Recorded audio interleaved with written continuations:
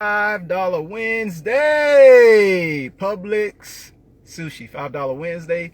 One of the many $5 sushi offerings in the grocery segment of what I do. You'll also find this at the Fresh Market and at Kroger. Years of experience, personally, and while out here doing the work, I noticed the trend of $5 Wednesday. I went inside that Publix there. I got Smoothie.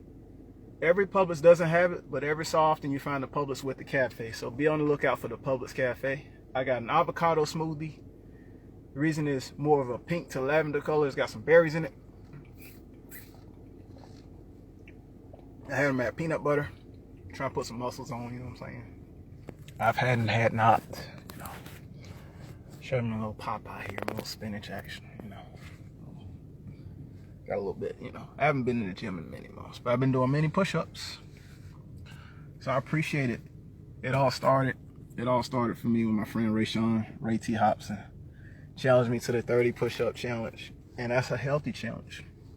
It was quite the challenge at the time, 2018, because here I was, fitness competitor. I do my weights routine, but I had long left some of the basic calisthenics. So never forget the founder's moment, like I got from listening to one of my favorite Secret to Success podcast episodes yesterday, the S2S podcast. You can find them on Instagram. That's Eric Thomas, the one you know, the one with the ball cap. He and his team, they like to wear fitted caps, ball caps, you know, snapbacks, and they wear a little more of a comfortable attire.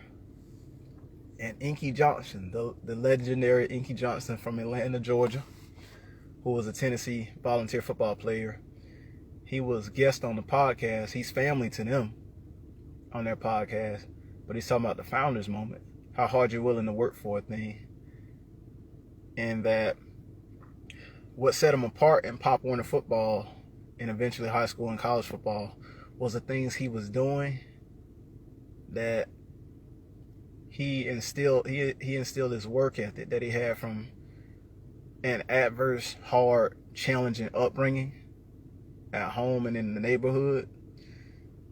And after practice, he would stay and do more. He would do while mom was getting off shift. His mom worked double shift at a Wendy's. So you should listen to it. This is true of his words and of his story. And his father would just, because he was good at football, his father was good at football, would give him this basic level training. Like they would run 2 miles to a fire station. I don't know if it was 2 miles there and 2 back, but the nature of 2 miles. And he was a child. He wasn't an adult yet. So that's a serious commitment. So if you ever watch youth football, you know, the elementary, middle school age football, and sometimes up to freshman JV, you see the standout kid that's a tailback, skills position guy, and it looked like he doesn't get tired. Everybody gets tired, but it looks like there's more fluid in his running. He can run fast not one time, but he can do it a lot of times. That's that kid that's working harder. And it's not always just a skills position, guys. But that's an example of where Inky was. Sometimes you'll see that guy with a motor that plays the middle-sized positions. He's a fullback. He's a tight end. He may be an offensive guard, a linebacker, defensive end. Got a motor on him, though. He can play both sides of the ball. But that's that level of... The game has changed, guys. You can find motivation in a lot of places. On YouTube. You can find them in Audible and an audiobook. Guys that will tell you what set them apart. They're not bragging, but they're just telling you, not only were they given opportunity, not only were they on the team, they were working when guys lost interest sometimes. Beyond the practice. They're working after practice. They're working on the weekends. They're working in different phases of the off season. Inky, you know, I'm just getting on it since I opened it up. Inky said that he would backpedal through the campus, University of Tennessee. Now, I haven't been to Tennessee, Knoxville yet, but I tell you what, once you get north of Orlando, Florida, you get into North Florida, you get into Georgia, some hills. So imagine what you're building if you're backpedaling through a campus. You're building your cardiovascular. Your legs are getting really strong, which on game day can look really good, guys. So Football, sometimes the way you break into it is on special teams. So imagine on that kickoff, your first one down there, and you're ready to force that fumble. Imagine on the kickoff return, if you're toward the back 3 or 4 guys, you feel that kick and run it. You got some jets the next person just does not have. The reason I'm bringing that up, guys, nutrition is part of the basis, and it's not always a very expensive thing. That's why I would take advantage of a $5 Wednesday. And there's something for everybody's diet. Whether you like raw, there's some raw tuna and salmon in here. Whether you want rice or no rice, they got all kind of ways of what you can get. If you're into trying a sushi, and if you're privileged of a Publix location that has the smoothies, because in that same episode you'll hear Inky talk about what a privilege, what a plus it was when he got to University of Tennessee, because he said he made it there without that, because he said that they had the strength and conditioning element and the athletic training for the stability, health, and repair of the athletes. You get smoothie when you want it. He said he was getting 5 meals a day. That helps, guys. Work ethic and putting in the work. You're putting in the work everyone else does, and you're working extra. And now you're getting the fuel in ways like this and this. You're gonna look the part, and your muscles and body are gonna respond the part. You're fueling that hard work. Reason I dig into the parts of this, because I lived that life. I didn't get as far as many, but it's a good feeling, guys. It's an immaterial success, because I am all for material blessing, material success, good success, but there's certain types of immaterial success out there. So whether you want to drop your waist size, you want to bring your waist size in, whether you want to fit into something that you know you used to fit in, you want to fit in it again. Whether you want to be an attractive single, you're single, you want to be attractive, you want to stand out, you want to be lean, you want to be cut, you want to maybe just lose a few pounds. Everybody has different goals. Maybe you want to say, man, I'm going to be one of the first in my town to go get in fitness competitions. Maybe you want to take on a sport appropriate to your age group. Maybe there's still time on the clock for you. Maybe you're a youth. Maybe you're in elementary, middle, or high school, and you can still play any sport.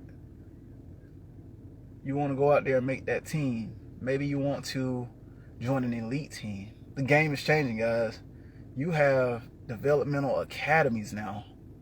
You may have high goals. You may want to get from your high school to be a part of one of those teams to set yourself apart, so that you can cash in on that dream, so you don't get missed, you don't get overlooked, and you're willing to work.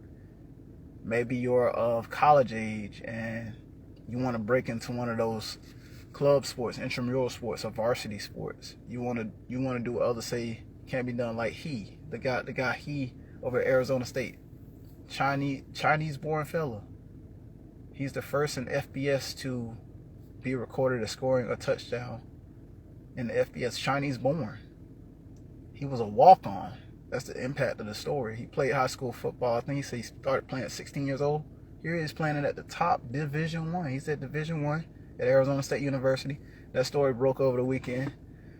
People are cashing in on their dreams, but they're working. They're doing the groundwork, the nutrition, and the calisthenics. And if they're privileged to it, the strength and conditioning to really get a pump in their muscles. You have Sarah Fuller at Vanderbilt breaking into new ground.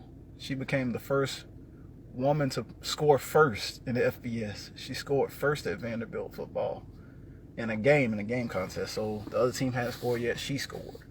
Records were broken this past weekend. Maybe you're an adult. Maybe you want to get into bodybuilding or fitness competitions. Maybe you want to get into powerlifting competitions. Maybe you want to join one of those regulated track clubs where it's literally a U.S. Olympic Committee, like a USA Track and Field sanctioned club, so where your wins are actually counting. This is where it starts, guys. It starts in how you're taking care of yourself the best that you can, wherever you are. So, guys, I just started talking about $5 sushi and a smoothie, and I'm getting to cashing in on your dreams, because I got a lot to live forward to.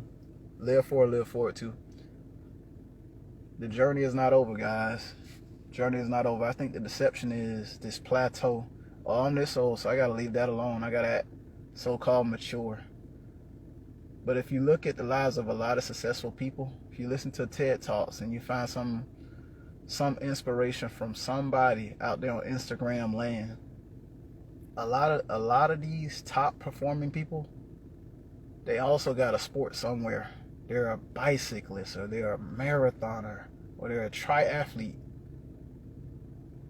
or maybe they were on a Team USA handball team. Maybe they played arena football. Maybe they're a part of a CrossFit club, a hard exercise work club, and they're gaining rank. Real stories. They're part of one of these warrior or gladiator contests. These are real stories out here, just like that. I'm trying to set you up, guys. Set you up in a good way, inspirationally. You do anything, guys. Use this lifetime within a lifetime that you have. All right. Be blessed, guys. I done got into a motivation mode about being your best you. Signing off.